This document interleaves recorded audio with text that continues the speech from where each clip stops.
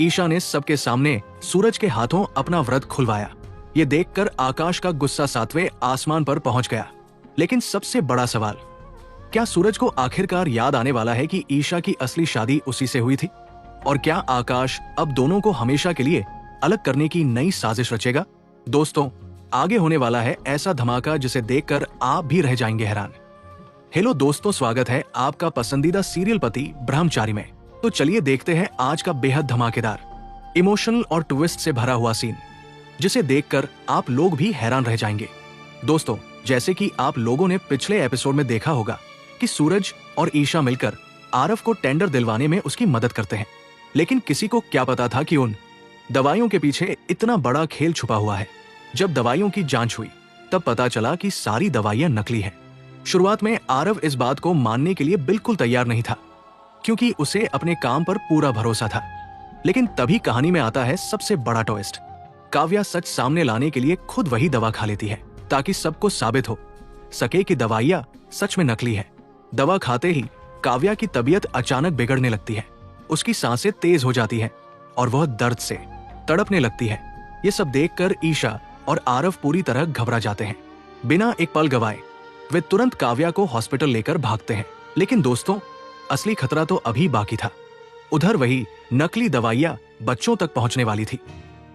तभी सूरज को इस बात का पता चलता है और वो तुरंत फोन करके उन दवाइयों को बांटने से रुकवा देता है।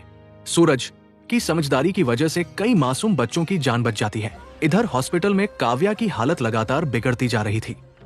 डॉक्टर भी जवाब देने लगे थे और पूरा परिवार डर चुका था। लेकिन तभी ईशा अपनी सूझबूझ और हिम्मत से काव्या की जान बचा लेती है।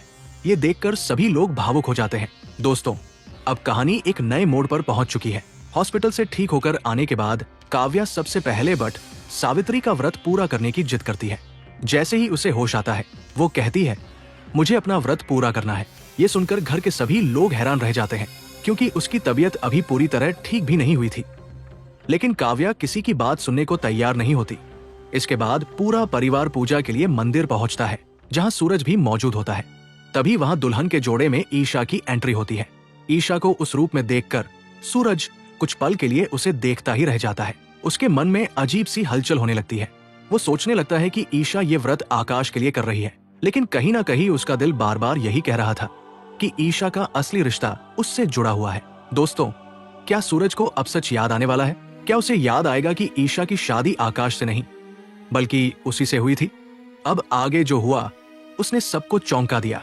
जैसे ही पूजा खत्म होती है, तभी वहां आकाश पहुंच जाता है।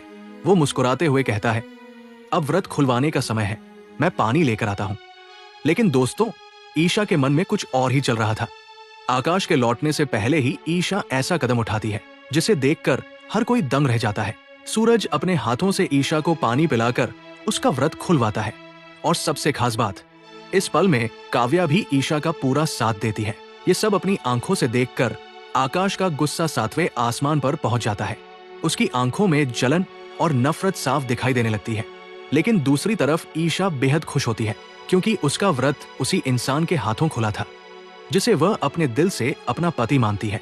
अब दोस्तों, कहानी और भी ज्यादा इमोशन और मजेदार होने वाली है। क्या सूरज और ईशा फिर से एक हो पाएंगे? क्या आकाश दोनों को अलग करने के लिए कोई नई साजिश रचेगा? और क्या काव्या और आरव भी एक दूसरे के करीब आ जाएंगे? इन सारे सवालों के जवाब जानने के लिए हमारे चैनल को अभी सब्सक्राइब कीजिए। वीडियो को लाइक और शेयर करना बिल्कुल ना भूलें। और कमेंट करके जरूर बताइए कि आप सूरज और ईशा की जोड़ी को फिर से साथ देखना चाहते हैं या नहीं।